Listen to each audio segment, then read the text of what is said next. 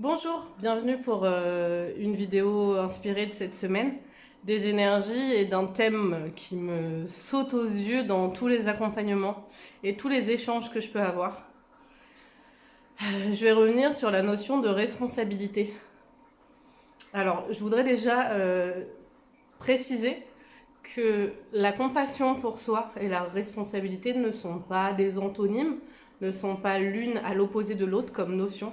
Et c'est pour moi des notions qui doivent être complémentaires. Je voudrais également préciser que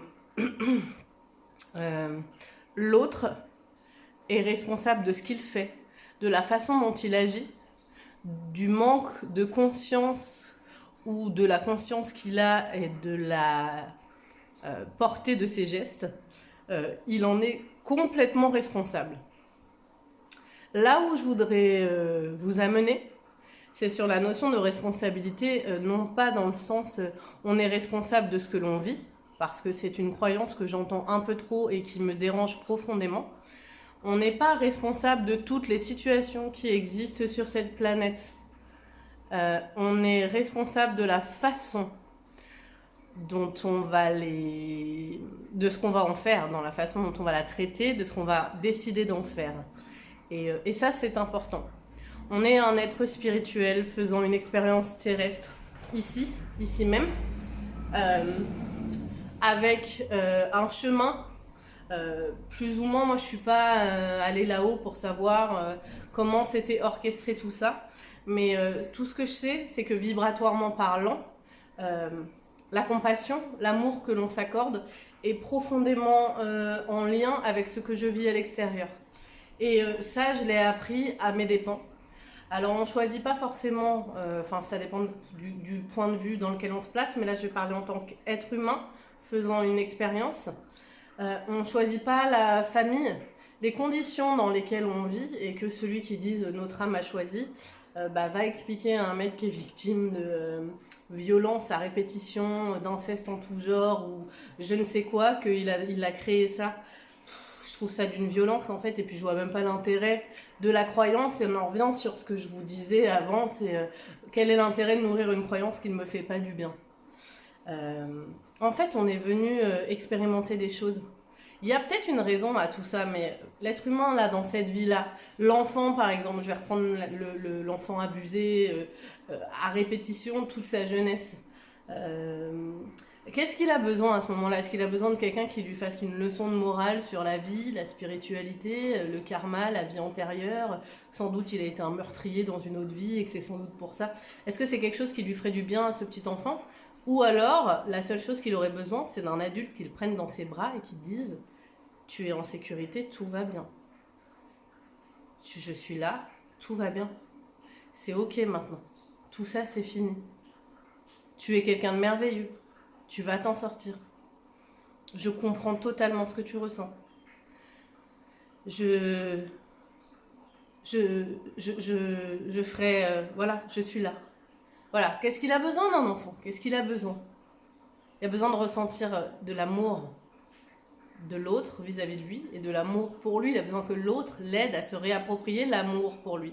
Mais là, on parle d'un enfant qui est sous la responsabilité d'un adulte, normalement dans les schémas classiques. Parce que Dieu sait que nombre d'enfants sont les parents de leurs propres parents, parce que parents pas de posture adulte, et que du coup, gros ravage sur la personnalité de l'enfant qui vient.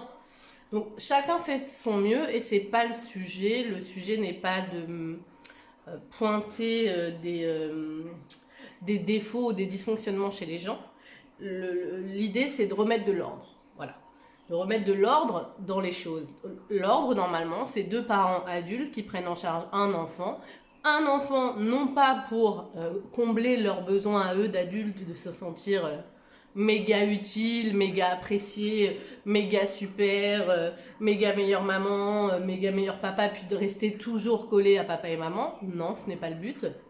Et celui qui me dit tu n'as pas été mère ou c'est normal qu'un parent n'ait pas envie que l'enfant parte. Bien sûr que c'est douloureux que l'enfant parte. Bien sûr que oui, ça doit être douloureux. Bien sûr que oui, que on est touché quand il y a un changement dans la vie, quand l'enfant grandit, etc. Mais putain, vous avez réussi quelque chose, quoi. L'enfant prend son envol. Et même si c'est douloureux, c'est le but de la vie, pour moi, et le but d'être parent, surtout, parce que le but de la vie, c'est pas que ça. Le but de la parentalité et d'être un parent, c'est de donner des outils et des ressources à l'enfant pour qu'il puisse faire son expérience de façon la plus autonome possible. C'est-à-dire qu'on lui enlèvera pas, on lui empêchera pas d'avoir un chemin, des embûches, des obstacles, des routes, des cul-de-sac, tout ça là. Mais on lui aura donné une boîte à outils Dora l'exploratrice, quoi. Donc voilà. Je sais plus pourquoi je vous parle de tout ça à la base. Pourquoi j'en reviens aux parents et à l'enfant qui a été abusé. Je ne sais plus. Laissez-moi me recentrer 2 secondes.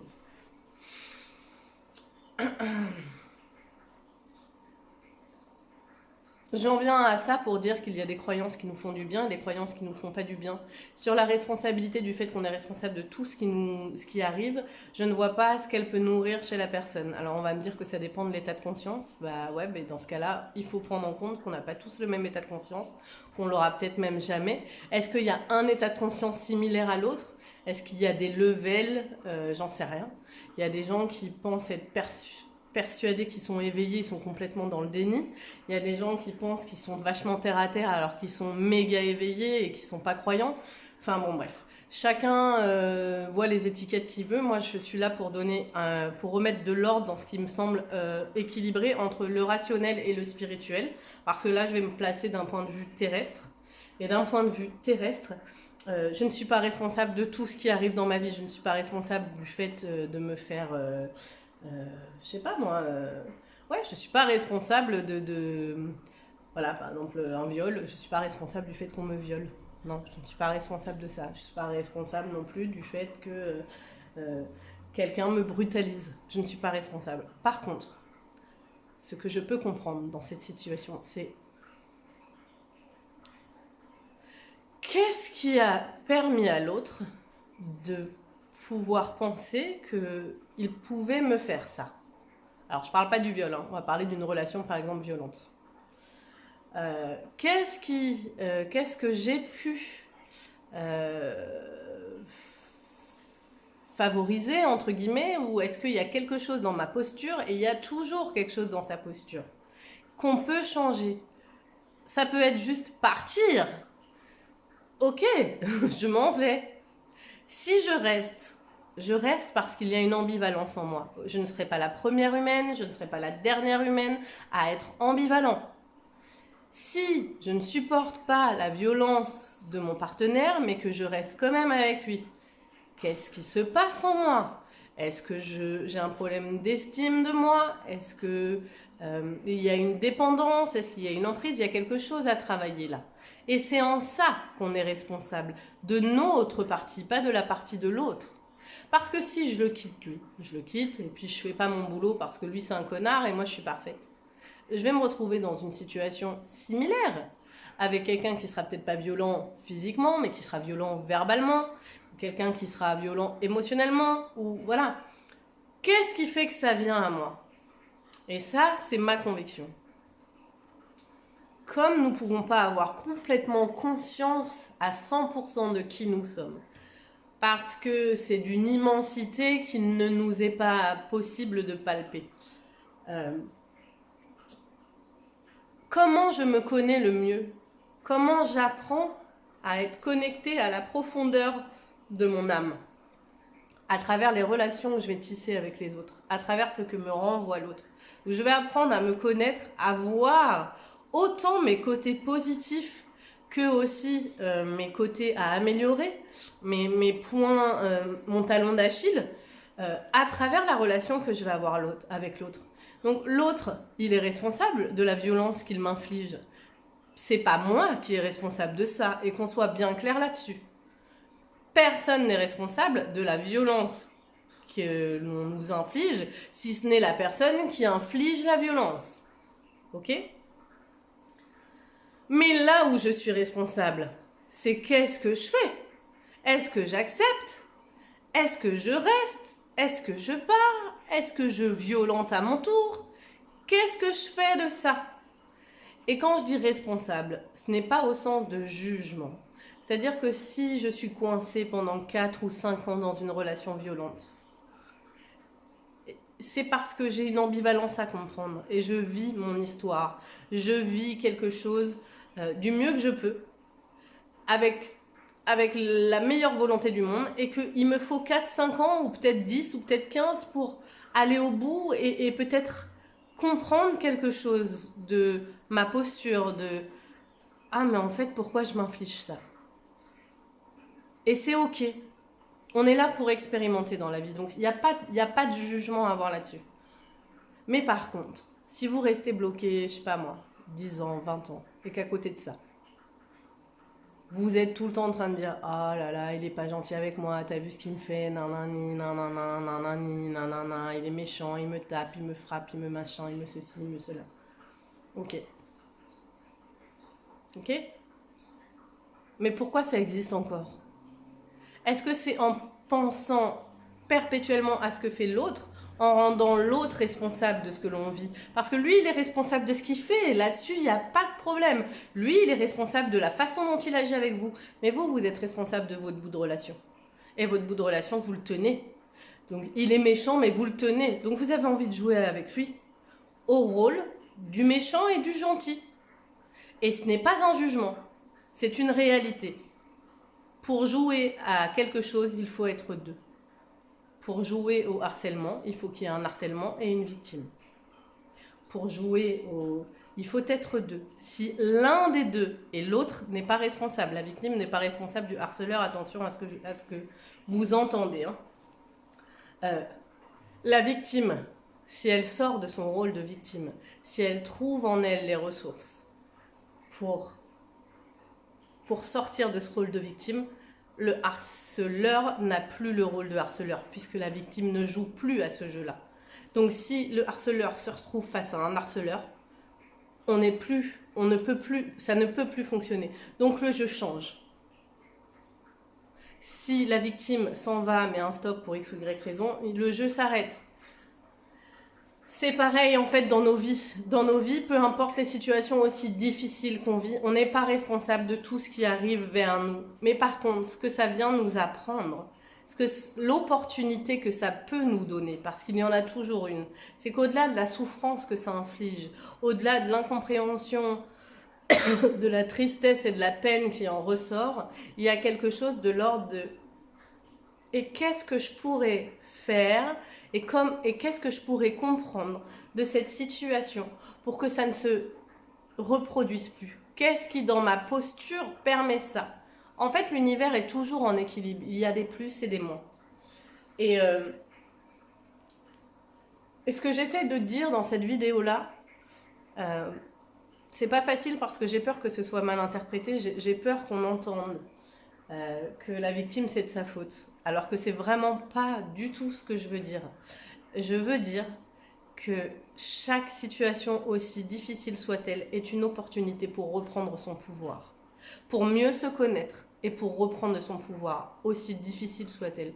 Je ne sais pas si vous avez déjà entendu parler de la notion de résilience, mais en gros, les enfants, les jeunes enfants ou même les adultes qui ont vécu des traumatismes extrêmement graves qui viennent percuter le bon fonctionnement du cerveau, du corps aussi, de l'être,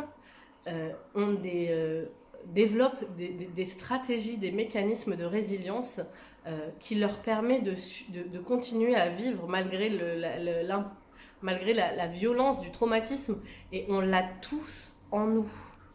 Tous autant qu'on est. Donc je ne suis pas en train d'accuser les personnes qui sont victimes. Je suis en train de leur dire que elles ont énormément... Enfin, je les invite, voilà, ce que je leur dis, c'est je les invite, et c'est pour ça que je parlais de la notion de compassion et de responsabilité, à avoir énormément de compassion pour elles, pour leur chemin, pour la violence qu'elles ont subie, pour la souffrance qu'elles ressentent, de se prendre elles-mêmes, de ne pas attendre que ça vienne de l'extérieur, que ce soit l'extérieur, la justice, ou même l'agresseur ou l'entourage qui reconnaissent la souffrance de cette personne, mais qu'elle reconnaisse elle-même sa souffrance. Qu'est-ce que ça veut dire? Ça veut pas dire juste je reconnais que j'ai souffert. Ça veut dire je reconnais que j'ai souffert et que je ne mérite pas ça. Et comme je ne mérite pas ça, je ne te laisserai plus rentrer sur le sur le pas de ma porte. Je ne te laisserai plus m'appeler pour m'insulter. Je ne permettrai plus ça. Et ça, quand c'est... Enfin, je donne un exemple X. Hein. Je sais bien qu'il y a des cas un peu plus complexes. Là, je donne vraiment un exemple au hasard, dans le sens où on a tous, dans une situation n'importe laquelle, la possibilité de modifier quelque chose dans notre posture pour y retrouver notre pouvoir. Tous. Même si nous ne sommes pas responsables de tout ce qui s'est passé, de la façon dont on a été traité, de tout ça. Par contre, on peut reprendre son pouvoir dans la situation. Aussi à terre sommes-nous. Peu importe le temps que ça prend, on peut toujours se relever. Et rien pour moi ne nous est mis sur notre route que nous ne sommes pas capables de gérer. Le problème, c'est nos croyances, c'est qu'on a beaucoup plus de ressources, beaucoup plus de force que ce que l'on croit. Et la force ne vient pas dans le fait de se montrer fort, d'être dur. La force, elle vient dans la capacité à être vulnérable, à accepter de vivre des émotions, d'être un peu secoué, ballotté, mais de continuer à croire en soi, de continuer à croire en la vie et surtout de garder le cœur blanc et pas noir. Et c'est ça, la vraie force. Et si vous avez ça, vous pouvez tout surmonter, sincèrement. Donc voilà, ça c'est une partie des choses que j'avais envie de vous dire. Là, ce que j'ai envie de vous dire, c'est que la responsabilité qu'on a dans une situation, c'est que s'il y a une situation qui nous fait du mal et qui dure depuis des années, voire des millions d'années, et qui dure, et qui dure, et qui dure, mais qu'on ne change rien, comme l'a dit Einstein, à fonctionnement similaire, résultat similaire. C'est très facile de dire, mais c'est lui, il avait qu'à, pourquoi il a pas fait, il a qu'à se rendre compte, je crois qu'il va ouvrir les yeux, nanani, nanana, et machin, et ceci, et c'est de sa faute, et voilà. De rejeter et de projeter la faute sur l'autre, c'est beaucoup plus facile de faire ça, et je suis pas en train de me placer en espèce de donneuse de leçons, parce que j'ai moi-même été dans cette situation, et je le serai sans doute peut-être encore. Je suis une être humaine, je sais pas si ça se dit, mais un être humain qui fait aussi son expérience terrestre. Là, je vous parle avec un recul de choses que j'ai compris. Et c'est facile en fait de dire l'autre, regarde, mais regardez-vous, arrêtez de regarder à l'extérieur de vous. Parce que l'autre, vous pouvez pas le changer. S'il a envie d'être un gros con toute sa vie, s'il a pas envie de comprendre, il fait ce qu'il veut. Et s'il a envie de changer, mais pas avec vous, il changera, mais pas avec vous. Et ça n'a rien à voir avec vous. Mais vous, à force de vous focaliser sur l'autre, à qui vous donnez votre énergie? À qui? L'énergie que vous donnez en vous focalisant sur l'autre, c'est l'énergie que vous vous donnez pas pour vous-même.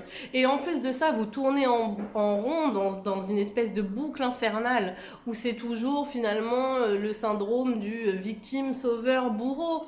Parce que c'est l'autre, parce que nanani, donc on rejoue, ah ouais, c'est ma faute, je suis responsable de ton bonheur, nanani, nanana. Non, non, non, non, non, non, non, non. Aujourd'hui, là, en ce moment, en 2021, en novembre 2021, dans les énergies qu'il y a là, si je dois le traduire en mots, c'est prenez vos responsabilités parce que tout ce qui est présent dans vos vies est uniquement le résultat de la façon dont vous vous comportez avec vous-même. Et si vous en avez marre de ce que vous vivez, parce que ça vous fait mal, eh bien changez quelque chose dans le rapport que vous avez à vous-même, dans la valeur que vous vous accordez. Et la valeur qu'on s'accorde, c'est pas juste de se dire qu'on s'aime, c'est de quelle façon je m'aime. Est-ce que je m'aime suffisamment fort pour dire à quelqu'un non quand il déconne? Ou est-ce que je préfère ne pas vexer cette personne et encore une fois prendre sur moi? Voilà. En 2021, en novembre 2021, voilà ce qui nous est demandé. Prenez la responsabilité des situations qui se présentent dans votre vie. Prenez la responsabilité de votre énergie et agissez en conséquence de façon à vous prioriser, vous, à faire en sorte que si cette situation ne vous convient pas, vous pouvez la changer. Et là où c'est génial, c'est qu'en novembre 2021, on a un pouvoir de création qui est quasi instantané. Et franchement, je déconne pas, hein.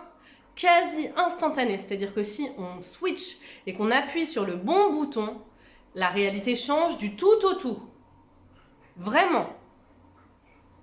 Et très vite. Il n'y a plus ces notions de temps, de mise en place, de germination, là, ou germation, bon, je ne sais plus comment ça se dit, mais vous avez compris. De temps de préparation, c'est instantané, c'est très rapide. Vraiment très rapide. Donc voilà ce que j'avais envie de... Je vous parle de ça parce que j'en vois beaucoup autour de moi en ce moment. Je vois beaucoup aussi de personnes qui sont coincées là-dedans, mais qui ne souhaitent pas changer quelque chose dans leur fonctionnement. Et ces personnes-là, on ne peut rien faire pour elles. On ne peut rien faire pour elles. La seule personne qui peut se guérir elle-même, c'est elle. C'est la personne. D'ailleurs, Jésus disait quelque chose de l'ordre de « Est-ce que tu crois que je peux te guérir ?» Si oui, alors oui, je peux te guérir. Qu'est-ce que ça veut dire? Ça veut dire que c'est ta propre croyance à toi qui conditionne le fait que tu vas pouvoir changer ou pas. Si tu crois que tu peux, alors tu peux. Si tu crois que tu peux pas, on pourra rien faire pour toi en fait. Si toi t'as pas envie, qui va le faire? Personne.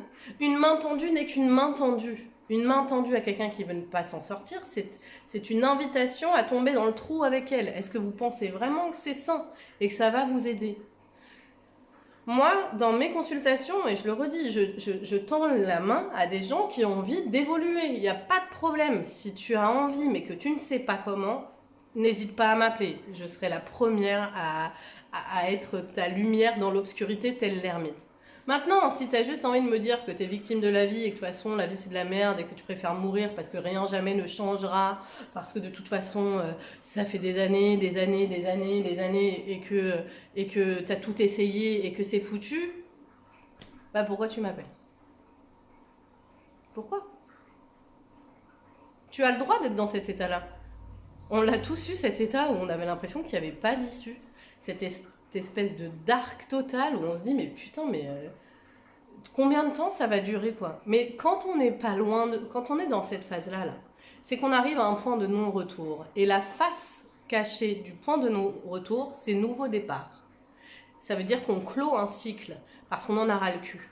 Si tu es dans cette phase où tu en as ras le cul et tu veux bouger et que tu veux changer quelque chose en toi, tu ne veux plus accuser les autres, que tu ne veux plus condamner les autres, mais que tu veux juste changer, toi, quelque chose dans ton fonctionnement pour pouvoir avoir la vie que tu mérites,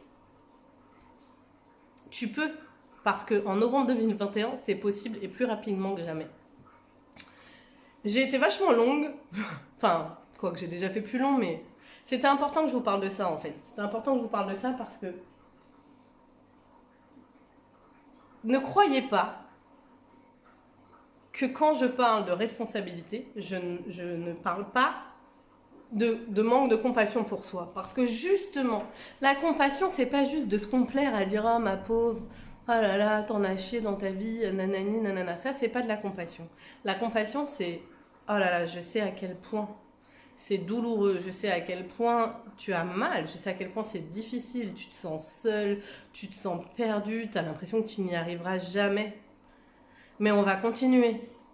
On va aller voir quelqu'un qui va nous aider. On va mieux manger. On va peut-être prendre on n'arrive pas à dormir, on va peut-être prendre un somnifère juste le temps que ça passe. On va poser des actions. La compassion pour soi, c'est pas juste de dire oh là là là là là là et puis de continuer à faire pareil.